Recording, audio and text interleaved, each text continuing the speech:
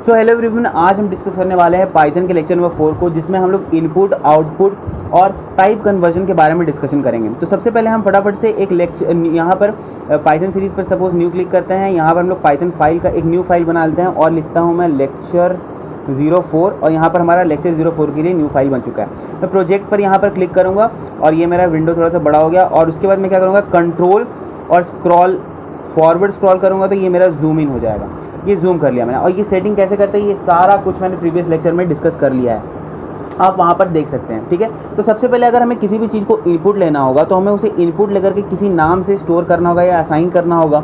तो उस चीज़ के लिए हम लोग को वेरिएबल की ज़रूरत पड़ती है। तो किसी भी चीज़ को इनपुट लेने से पहले हम लोग क्या करते हैं कि एक वेरिएबल बनाते हैं और फिर उसके अंदर हम लोग चीज़ों को डायरेक्ट इनपुट ले लेते हैं। ठीक है, ये लेक्चर इंटरेक्टिव होने वाला है, मैं आपको पहले ही बता दूं। यहाँ पर मैं कोई पीपीटी नहीं लेकर के आया, पहले से बनाया हुआ, ताकि मैं आपको चीज़ों को लिख कर वहाँ पर कुछ समझाऊं। ये पूरा का पूरा इंटरेक्टिव लेक्चर है। यहाँ पर हम लोग प्रैक्टिकली सारी चीज़ों को समझेंगे। आप लोग भी इस लेक्चर को देखने के बाद आप सभी इम्प्लीमेंट करें सारी चीज़ों को, जो भी मैंने बताया है उनका प्रैक्टिस करें, उन पर परम्यूटेशन कॉम्बिनेशंस लगाएं तरह तरह के, और उसके बाद आप लोग इस लेक्चर के बाद इस चीज़ में एक्सपर्ट हो जाएंगे, कैसे इनपुट लेते हैं और कैसे आउटपुट शो करते हैं कंसोल पे, और टाइप कन्वर्जन्स की चीज़ों में भी। ठीक है, तो अब हम लोग एक एक करके समझते हैं। सबसे पहले कि इनपुट कैसे लेते हैं। तो मैंने जैसे आपको बताया कि कोई भी वेरिएबल पहले हमें बनाना ही होगा। तो सबसे पहले सपोज मैंने अगर कोई भी स्ट्रिंग अगर इनपुट लेना है या कोई भी चीज़ को इनपुट लेना है तो सबसे पहले हमें वेरिएबल चाहिए। तो चलिए हम लिखते हैं, एक वेरिएबल बनाते हैं वैर नाम से। ठीक है, और इस वेरिएबल में हम लोग क्या कर लेते हैं, अब देखिए इनपुट लेने के लिए हमें एक इनपुट फंक्शन होता है जिसका हमें यूज़ करना पड़ता है। ठीक है, इनपुट फंक्शन। इस इनपुट फंक्शन को इस तरह से यूज़ करने के बाद हम यहाँ पर प्रिंट कर लेते हैं वैर को और देखते हैं क्या इसके थ्रू हम लोगों ने चीज़ों को इनपुट लिया है। तो चलिए देखते हैं। यहाँ पर मैंने सपोज इनपुट दिया 74 और ये आ गया, प्रिंट हो गया 74, यानी कि हमारा इनपुट फंक्शन अच्छे से वर्क कर रहा है। अगर आपको इस इनपुट फंक्शन के बारे में और भी जानना है तो आप क्या कर सकते हो, आप यहाँ पर इसको मैं कमेंट करता हूँ, आप इसके बारे में इंफॉर्मेशन ले सकते हो हेल्प के यूज़ से। हेल्प इनपुट जैसे मैं यहाँ पर करूँगा और जैसे मैं इसको फिर रन करूँगा तो यहाँ पर देखो, यहाँ पर मुझे इसके बारे में सारी पता चलेगी कि read a string from standard input. मतलब जैसे आप कीबोर्ड से अगर इनपुट दे रहे हो तो उसको ये क्या कर लेगा, उसको ये रीड कर रहा है। बेसिकली ये जो इनपुट फंक्शन है उसको रीड कर रहा है एक स्टैंडर्ड इनपुट डिवाइस जैसे कीबोर्ड से, और वहाँ से रीड करने के बाद ये वेरिएबल को असाइन कर दे रहा है। ठीक है, एकदम सिंपल चीज़ है। आपको अगर ये सारी चीज़ें समझ में अभी नहीं आ रही होंगी तो कोई बात नहीं, आपको टाइमली जब मैं पढ़ा दूंगा तो सारी चीज़ें आपको सही टाइम पे समझ में आ जाएंगी। ठीक है, तो अभी हम क्या करते हैं, इसी चीज़ को भी कमेंट करते हैं। और कमेंट करने का क्या तरीका है क्या नहीं, वो सब मैंने पिछले लेक्चर में डिस्कस कर लिया। अगर हम कंट्रोल फॉरवर्ड स्लैश दबाते हैं तो ये कमेंट हो जाता है।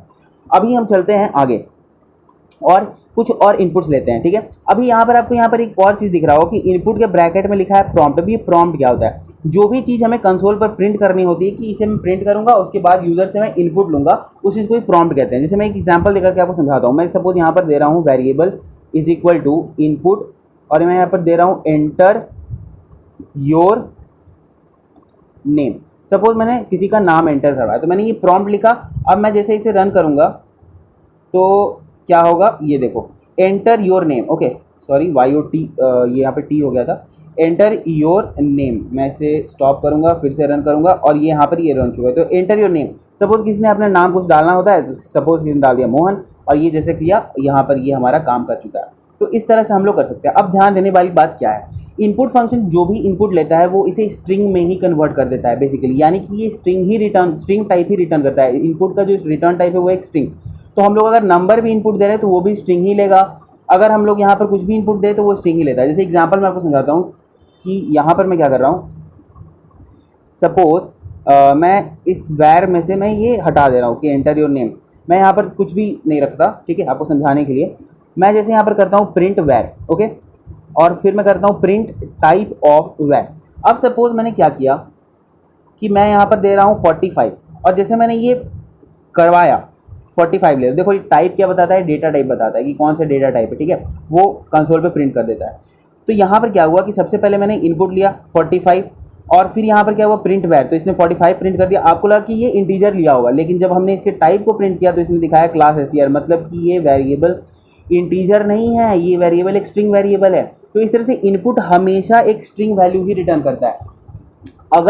अगर हमें यहाँ से इनपुट के हेल्प से अगर इंटीजर लेना होता है तब हम टाइप कन्वर्जन का यूज़ करते हैं।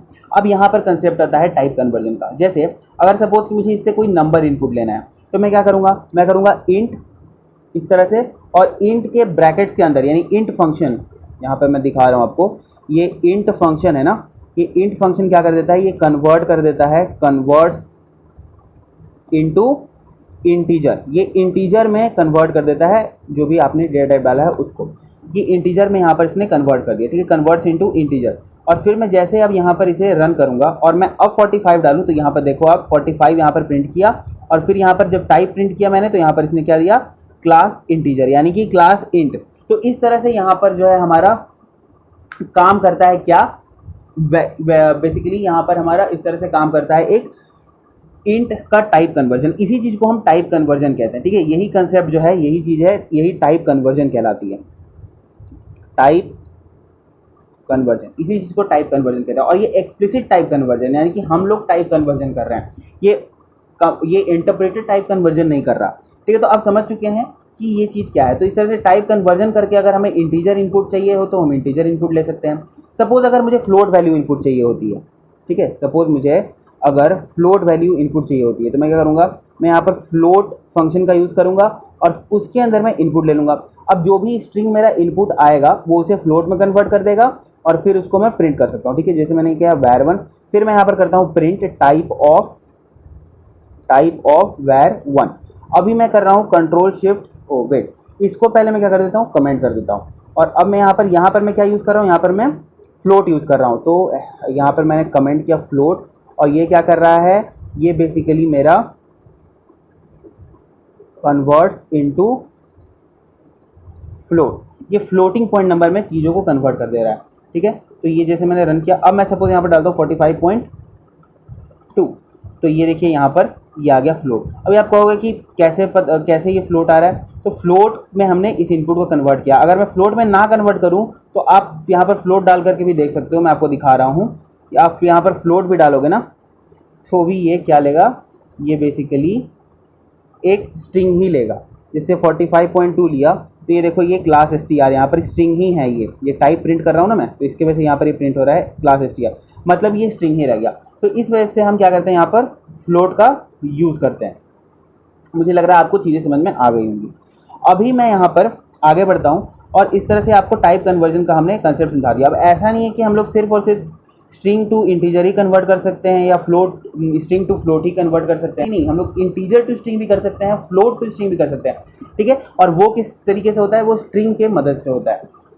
अच्छा, अगर हमें कॉम्प्लेक्स नंबर सपोज की लेना हो, ठीक है, अगर हमें कॉम्प्लेक्स नंबर लेना हो तो हम लोग कैसे कर सकते हैं, हम लोग यहाँ पर कॉम्प्लेक्स का यूज़ करते हैं, ठीक है। कॉम्प्लेक्स फंक्शन का यूज़ करेंगे, उसके अंदर हम लोग इनपुट लिखेंगे और हम लोग यहाँ पर कॉम्प्लेक्स ले सकते हैं। मैं सीधा यहाँ पर प्रिंट करता हूँ टाइप क्या बताएगा, डेटा टाइप, ठीक है, किस चीज़ का, var3 का, ठीक है। अच्छा, उससे पहले मैं क्या करता हूँ, मैं एक बार बिना कॉम्प्लेक्स के आपको करके दिखाता हूँ ताकि आपको क्लैरिटी बन जाए। आप ओके, चलिए, तो मैं सबसे पहले करता हूँ var3 इनपुट और यहाँ पर फिर बाद में मैं करूँगा। तो सबसे पहले अगर मैं कॉम्प्लेक्स देता हूँ, जैसे 4 + 5j मैंने दिया। आपको पता है कॉम्प्लेक्स लिटरल के बारे में मैंने पिछले लेक्चर्स में बता रखा है, आप देखोगे वहाँ पे। ये क्लास str दे रहा है, यानी कि इसने जो हमने कॉम्प्लेक्स नंबर में इनपुट दिया इसने उस चीज़ को भी स्ट्रिंग में ही कन्वर्ट कर दिया। तो अगर हमें कॉम्प्लेक्स में ही करना है तो हम क्या करेंगे, हम यहाँ पर कॉम्प्लेक्स फंक्शन के अंदर इनपुट लिखेंगे, ओके, इस तरह से। और फिर मैं जैसे इसे रन करूँगा और फिर मैं अगर यहाँ पर दूँ 4 + 5j, तो यहाँ पर देखो ये क्लास कॉम्प्लेक्स दिखा। तो इस तरह से टाइप कन्वर्जन जो है यहाँ पर वर्क करता है। मुझे लगता है ये चीज़ आपको क्लियर हो चुकी होगी। अब कॉम्प्लेक्स के साथ एक और मैं टाइप कन्वर्जन दिखा दूँ आपको, जो कि है बूलियन में। सपोज अगर मैं करता हूँ var4 और यहाँ पर मैं लेता हूँ एक बूलियन वैल्यू लेना है सपोज, ठीक है। तो यहाँ पर मैं क्या कर रहा हूँ, मैं कर रहा हूँ प्रिंट ओके। अब प्रिंट के बाद मैं यहाँ पर कर रहा हूँ टाइप, और टाइप में मैं डाल रहा हूँ var4, ओके, जो मैंने var4 लिया। यहाँ पर मैं बूलियन वैल्यू लेना चाह रहा हूँ। तो यहाँ पर अगर मैं बूलियन वैल्यू में लेता हूँ ट्रू, सब कुछ मैंने आपको पिछले लेक्चर्स में बता रखा है। अब ये आपका काम है कि आप पिछले लेक्चर्स देख करके आए यहाँ पर, ठीक है, ताकि आपको चीज़ें अच्छे से समझ आए। मैंने ट्रू यहाँ पर दिया और जैसे मैंने इसे शो किया तो ये टाइप में क्या दिखा रहा है कि स्ट्रिंग है, str टाइप है। अगर आपको करना है इसे बूलियन में ही आपको इनपुट चाहिए तो आप बूल फंक्शन का यूज़ करो इस तरह से, ओके। बहुत सिंपल है, आपको इस तरह से यहाँ पर काम करना है। अभी मैं यहाँ पर जब ट्रू डालूंगा तो ये क्या हो गया, क्लास बूल आ गया। तो इस तरह से आप अलग अलग टाइप कन्वर्जेंस कर सकते हो, ठीक है। अच्छा, यानी कि इनपुट जो है वो हमेशा किस चीज़ में इनपुट लेता है, हमेशा स्ट्रिंग फॉर्मेट में ही लेगा। ठीक है, अगर आपको अलग अलग लेना है इनपुट तो आप इस तरह से अलग अलग फंक्शंस का यूज़ कर सकते हो। अब ऐसा नहीं है कि सिर्फ हम, अगर मैं var5 सपोज कि 45 ले रहा हूँ एक, या चलो कुछ और नंबर ले लेता हूँ 72 ले लेता हूँ, 752 चलिए ठीक है, कोई दिक्कत नहीं है। अब मैं क्या करूँ कि अगर मैं इसका टाइप चेक करूँगा, मैं इसका अगर टाइप चेक करूँगा किसका, var5 का, तो ये आपको ही पता है, मुझे ही पता है कि क्या मिलने वाला है मुझे। ओ सॉरी, मैंने प्रिंट ही नहीं किया, मैंने इसे प्रिंट ही नहीं किया। मैं प्रिंट कर देता हूँ। ओके, अभी क्या करते हैं, इसे मैं रन करता हूँ तो मुझे इसका टाइप क्या मिला, एक इंटीजर मिला। ऐसा नहीं है कि सिर्फ हम लोग इंटीजर स्ट्रिंग को इंटीजर में इंट फंक्शन के थ्रू ही कन्वर्ट कर सकते हैं, जैसे मैंने यहाँ पर किया था। हम लोग क्या कर सकते हैं, हम लोग स्ट्रिंग इंटीजर को भी स्ट्रिंग में कन्वर्ट कर सकते हैं। जैसे यहाँ पर अभी मैं क्या करता हूँ कि var5 में मैं क्या कर लेता हूँ, स्ट्रिंग कर लेता हूँ, सॉरी str से हम लोग कन्वर्ट कर सकते हैं। और यहाँ पर मैंने डाल दिया var5। अब ये var5 को क्या करेगा, ये var5 को स्ट्रिंग में कन्वर्ट करेगा पहले, और फिर उसके बाद इस चीज़ को स्टोर कर देगा var5 में, यानी कि var5 अब स्ट्रिंग में कन्वर्ट हो चुका है। और फिर मैं जैसे करूँगा यहाँ पर प्रिंट var5, ठीक है, और sorry not var5, type of var5 basically कहूँगा मैं, टाइप ऑफ var5। तो ये क्या प्रिंट करके शो करेगा मुझे, ये देखो ये str स्ट्रिंग में कन्वर्ट हो चुका है। तो इस तरह से आप लोग अलग अलग टाइप कन्वर्जन्स कर सकते हैं और देख सकते हैं कैसे ये टाइप कन्वर्जन काम कर रहा है। अब आपका काम है वो डिफरेंट डिफरेंट परम्यूटेशन कॉम्बिनेशन करना, बट याद रखना हर वैल्यू टाइप कन्वर्जन में काम नहीं करेगी। जैसे सपोज अगर मैं एक स्ट्रिंग ले लेता हूँ, ठीक है, स्ट्रिंग लेता हूँ और स्ट्रिंग का मैं सपोज मैंने दे दिया स्ट्रिंग ABC, और मैं चाहूँ कि मैं इस स्ट्रिंग को कन्वर्ट कर दूँ इंट में, तो क्या ये पॉसिबल है, इंट और मैंने डाल दिया स्ट्रिंग, क्या आप इसे स्ट्रिंग में कन्वर्ट करके प्रिंट कर दो, क्या ये हो सकता है? Let's see. ये देखिए ये यहाँ पर नहीं हो सकता क्योंकि ABC एक स्ट्रिंग है इस तरह का जो कि कन्वर्टेबल नहीं होता है। ठीक है, तो इस चीज़ को आपको समझ के चलना होगा कि हर वैल्यू दूसरे टाइप में कन्वर्टेबल नहीं है। ठीक है, इंटीजर फ्लोट में कन्वर्ट हो सकता है, ठीक है, फ्लोट इंटीजर में कन्वर्ट हो सकता है, but string, her string integer में कन्वर्ट नहीं हो सकता, हर स्ट्रिंग फ्लोट में कन्वर्ट नहीं हो सकता, इस चीज़ का हर स्ट्रिंग बूलियन में कन्वर्ट नहीं हो सकता। जो भी सपोर्टेड है वो कन्वर्ट हो सकता है, जो सपोर्टेड नहीं है वो कन्वर्ट नहीं हो सकता। तो ये आपको समझना होगा। अभी मैं चलता हूँ कि हम लोग आउटपुट कैसे शो कर सकते हैं कंसोल पे। तो आउटपुट शो करना मैंने आपको पहले भी समझा रखा है कि आउटपुट शो करने के लिए हमें क्या करना होता है, हमें प्रिंट स्टेटमेंट का, हम प्रिंट फंक्शन का यूज़ करते हैं। सबसे पहले चलिए मैं हेल्प ऑफ प्रिंट दिखाता हूँ ताकि आपको प्रिंट के बारे में थोड़ा पता चल जाए। ठीक है, मैं इसे यहाँ से करता हूँ रन, और ये देखिए प्रिंट के बारे में सारी जानकारी दे दी, लेकिन यहाँ पर हमें कुछ इंपॉर्टेंट जानकारी मिली, जैसे print the value to a string और to sys.std output by default. मतलब ये बेसिकली क्या करेगा, ये आपका जो स्टैंडर्ड आउटपुट डिवाइस है, यहाँ पर हमारा मॉनिटर जो है वो स्टैंडर्ड आउटपुट डिवाइस है, यहाँ पर वो क्या कर देगा, चीज़ों को प्रिंट कर देगा, ये उसे सेंड कर देता है जो भी आप इसे डेटा देते हो। ठीक है, तो ये प्रिंट का यही काम है। अब प्रिंट जो होता है वो वैल्यूज़ को प्रिंट करता है। ठीक है, जैसे मैं आपको समझाता हूँ, यहाँ पर मैंने किया प्रिंट, ओके, मैंने किया 2,3, मैं अगर प्रिंट, अच्छा चलिए एक है। अब सपोज मैं यहाँ पर क्या कर रहा हूँ, कुछ वैल्यू दे रहा हूँ, उसमें 2 दिया, तो ये क्या करेगा, सिंपली 2 को प्रिंट कर देगा। ठीक है, इसने 2 को प्रिंट कर दिया।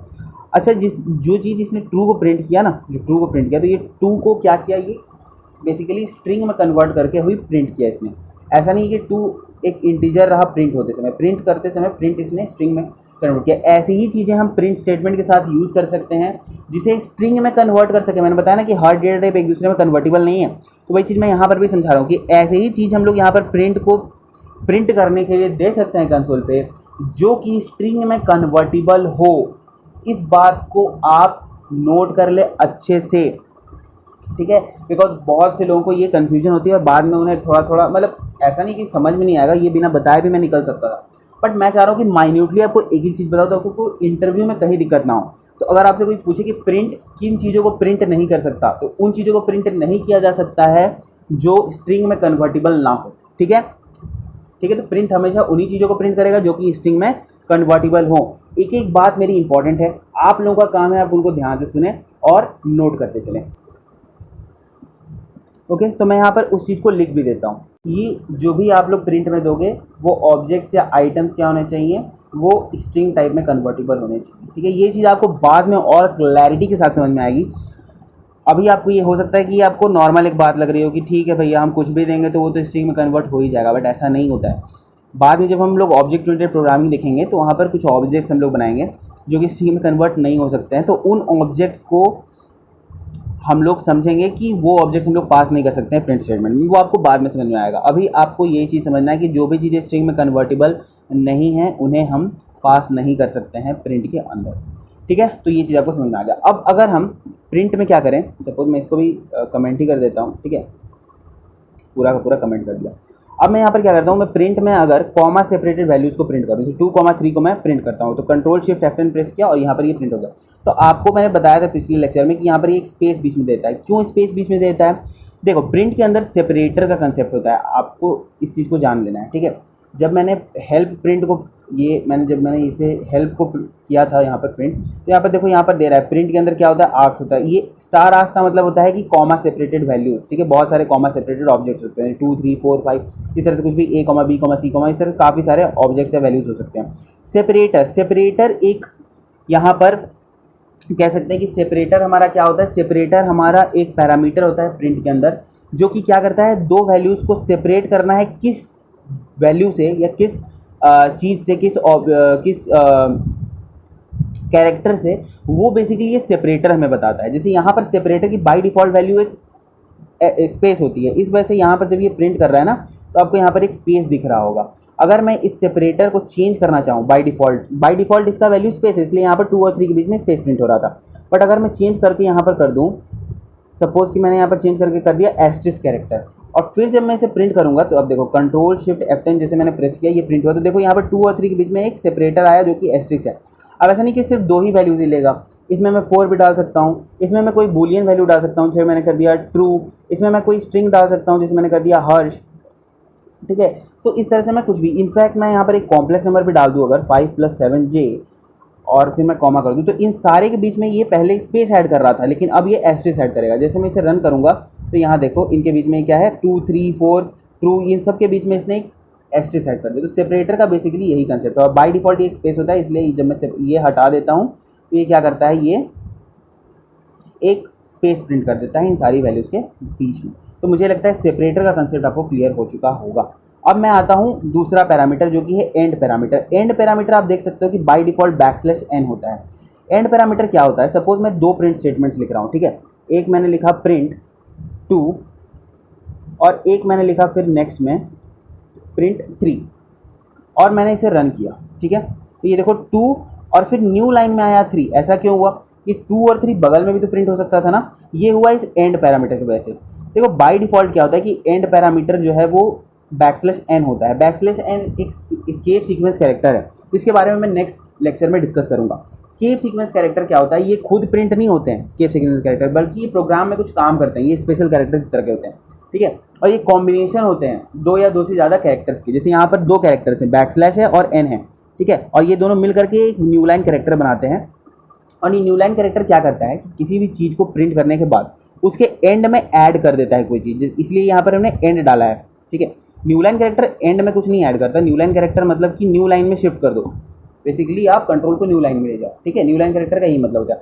बट ये एंड पैरामीटर में अगर आपको समझाऊँ, तो एंड पैरामीटर क्या करता है, एंड पैरामीटर यहाँ पर कहेगा कि 2 के एंड में मैं क्या ऐड करूँ, तो by default new line character होगा। और न्यू लाइन कैरेक्टर का काम होता है कि कंट्रोल को नेक्स्ट लाइन में ले जाओ, यानी कि 2 के एंड में आप न्यू लाइन कैरेक्टर डाल दो, यानी कि वो न्यू लाइन में उसको भेज दो, ठीक है। न्यू लाइन कैरेक्टर का मतलब न्यू लाइन में भेज दो, तो न्यू लाइन में वो फिर चला जाएगा और वहाँ पर ये 3 प्रिंट करेगा। फिर एंड कैरेक्टर यहाँ पर भी 3 में भी \n है, तो इसलिए ये क्या करेगा, न्यू लाइन भेज देगा। इसलिए यहाँ पर देखो एक न्यू लाइन का यहाँ पर स्पेस एक खाली है, ठीक है। आप ऐसे समझ सकते हो। अगर मैं इस एंड पैरामीटर को चेंज करके और सपोज कि स्पेस कर दूँ, तो क्या होगा, तो 2 स्पेस 3 प्रेजेंट होगा, 2 स्पेस 3 प्रिंट होगा। ये मैंने किया, ये देखो 2 स्पेस 3 प्रिंट हुआ। एंड में मैं अगर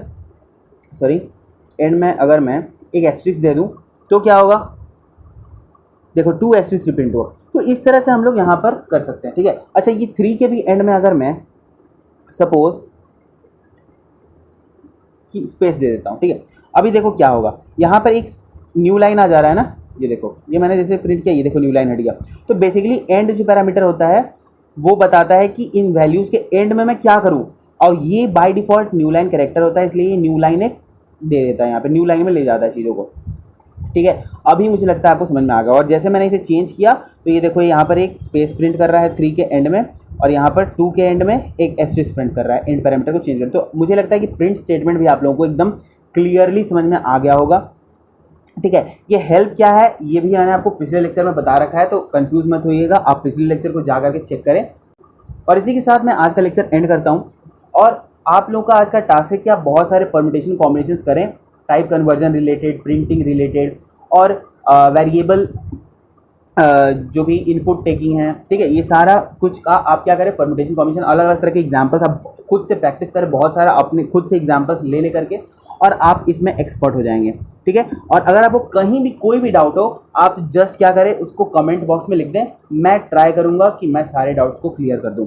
थैंक यू। और इसी के साथ हम यहाँ पर एंड करते हैं। तो और इसके बाद मैं आपको एक क्या करूँगा, असाइनमेंट भी दूंगा। जब आप लेक्चर देख लेना कंप्लीटली तो आप उन असाइनमेंट्स को भी कर देना, और फिर आपका ये टॉपिक कंप्लीट हो जाएगा। नेक्स्ट लेक्चर में हम एस्केप सीक्वेंसेस के बारे में बात करेंगे, जहाँ पर \n \t इन सारे तरह के अलग अलग स्पेस सीक्वेंसेस कैरेक्टर्स के बारे में हम डिस्कशन करेंगे। ओके, तो चलिए इसी के साथ हम क्या करते हैं, यहाँ पर लेक्चर को एंड करते हैं। अभी आपको ये फाइल और ये जो फ्लश है ये आपको भी मैंने नहीं बताया है, ये मैं आपको आने वाले टाइम में ज़रूर बताऊँगा। ठीक है, तो यहाँ पर हम लेक्चर को करते हैं एंड, और मुझे लगता है कि आपको लेक्चर में समझ में आ गया होगा। Thank you.